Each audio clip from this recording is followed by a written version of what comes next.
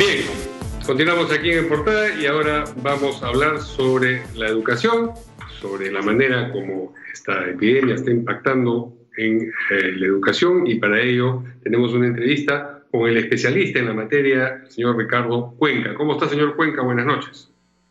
¿Qué tal? Muy buenas noches, Mario.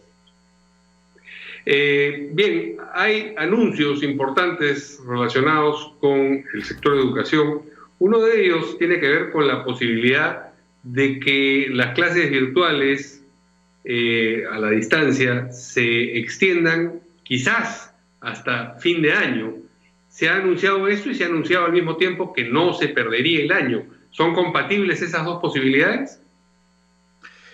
Sí, entendemos que estamos en una situación excepcional y por lo tanto los patrones para poder evaluar qué pasa con el año escolar son diferentes a los tradicionales. Es decir, si me imagino que voy a evaluar lo que está pasando con la educación usando los parámetros de un contexto normal, probablemente va a generar un poco de confusión, pero si nos damos cuenta que vamos a tener que concebir y evaluar el proceso educativo en el contexto en el que estamos viviendo, probablemente no se podría hablar de perder el año escolar, sino que al contrario, es mirarlo de una manera distinta e incorporar, según lo que indica el Ministerio de Educación, algunas nuevas competencias que se tengan que lograr a lo largo del año, ¿no? Pero en principio no tendría por qué ser no compatible.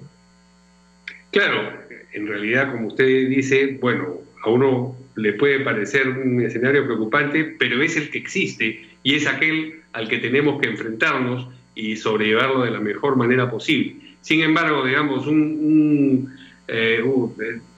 persona que termina el tercer grado de la manera como se suele terminar, asistiendo a clases, con presencia en las clases, y que lo termina de manera virtual, me imagino que alguna diferencia hay.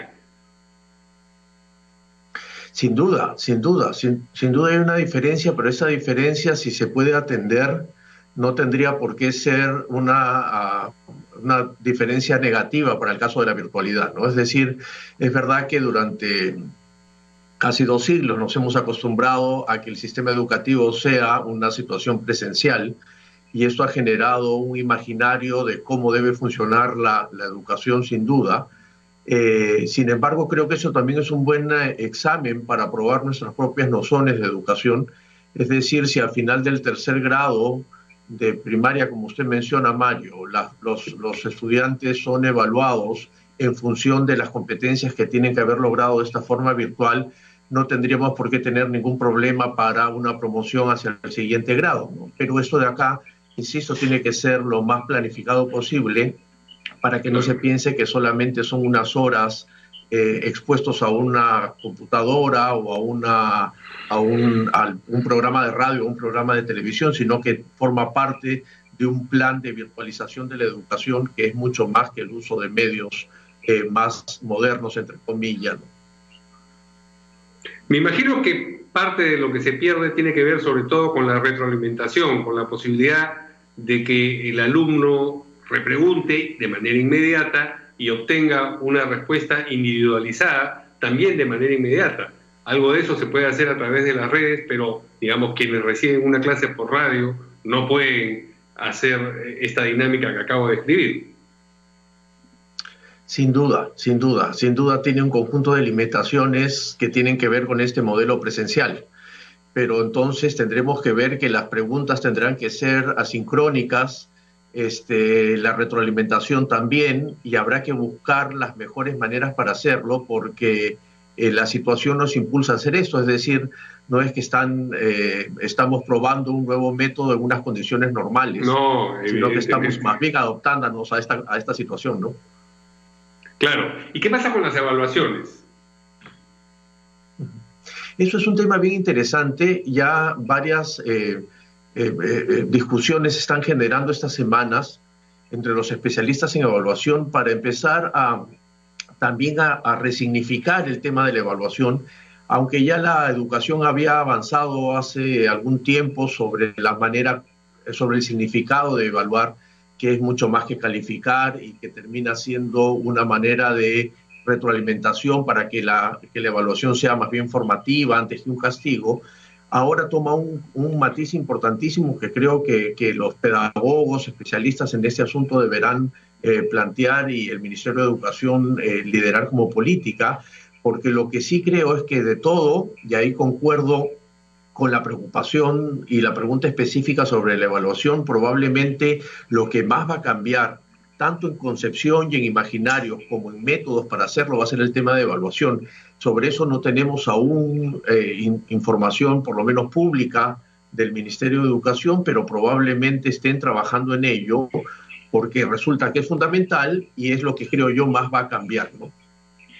Claro. Ahora, a propósito de este asunto de la retroalimentación, las 940.000 tablets que ha anunciado el gobierno que llegarán para estar a disposición de los estudiantes de todas las regiones y, en fin, de todos los grados, van a cumplir una función importante. Lo fundamental es saber cuándo llegan y cuándo van a estar a disposición de los alumnos.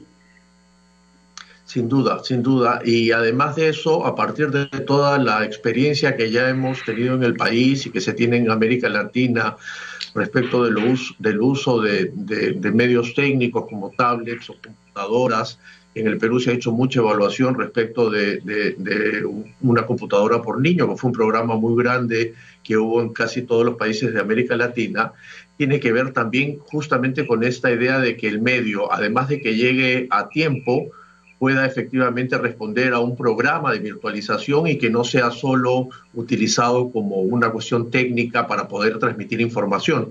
Entonces, si las tablets vienen acompañadas de una expansión y de una intensificación de programas como Aprendo en Casa o algún otro que se pueda crear, lo que la evidencia dice es que efectivamente esto puede ser un avance importante que en esta situación de crisis se vuelve casi inevitable, pero que podría muy bien el Estado peruano incluir en sus políticas educativas en situaciones, digamos, normales o de esta nueva convivencia, nueva normalidad que tendremos cuando acabe esta emergencia sanitaria.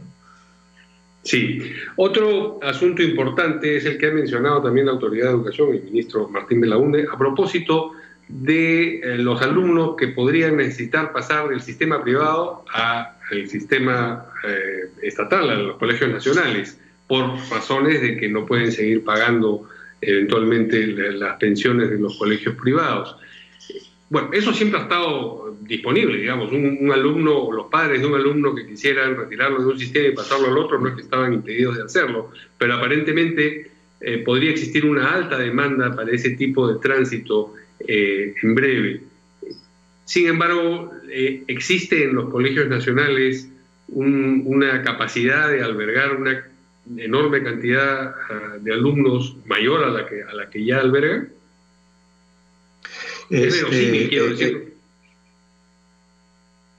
Sí, a ver, creo que dos cosas. Primero, que efectivamente siempre ha habido la posibilidad.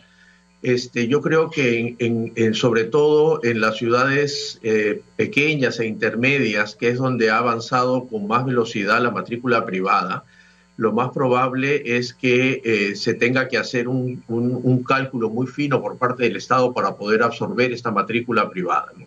En ciudades grandes como Lima o Arequipa o Trujillo, es decir, donde hay una concentración que ha venido de mucho tiempo atrás de la matrícula privada, el asunto termina siendo un poco más manejable porque efectivamente la matrícula privada en estas ciudades grandes está muy dispersa en colegios, es decir, hay muchos colegios pero con una matrícula muy pequeña y entonces los números pareciera ser que son enormes, pero en el fondo la cantidad de niños, de jóvenes, podría ser redistribuida entre las escuelas de estatales en las ciudades grandes. Entonces yo creo que la estrategia tiene que ser diferenciada hasta donde sea. El Ministerio ya está, por supuesto, estudiando las posibilidades y evaluando cómo es que se deban tener las mejores decisiones para poder hacer esta absorción de la matrícula, ¿no? Recordemos, Mario, que el crecimiento de la matrícula privada ha sido un crecimiento muy desordenado en el país y entonces lo que tenemos es un gran porcentaje, alrededor del 75% de escuelas privadas que son más bien de mediano y bajo costo, a diferencia del imaginario que uno tiene creado alrededor de la escuela privada, que está asociada a estas grandes escuelas más bien de élite o con condiciones grandes, ¿no? Entonces hay un reto muy fuerte por parte del Estado para poder hacer todos los esfuerzos en absorber esta enorme matrícula que está, como digo, en las ciudades grandes muy dispersa, en colegios muy pequeños, y en las ciudades medias, que es donde mayormente ha crecido la matrícula, hay un reto doble, que es además tener la infraestructura para poder atenderlos. En todo caso, claro, entre que suceda esto y se regresa a las clases presenciales, también debería diseñarse una estrategia para incluir en la matrícula virtual, por decirlo de alguna manera, a estos padres que decidan por cualquier razón trasladar a sus hijos a la matrícula, a la escuela pública. Así es. Muy bien, muchas gracias al señor Ricardo Cuenca, especialista en el tema de educación.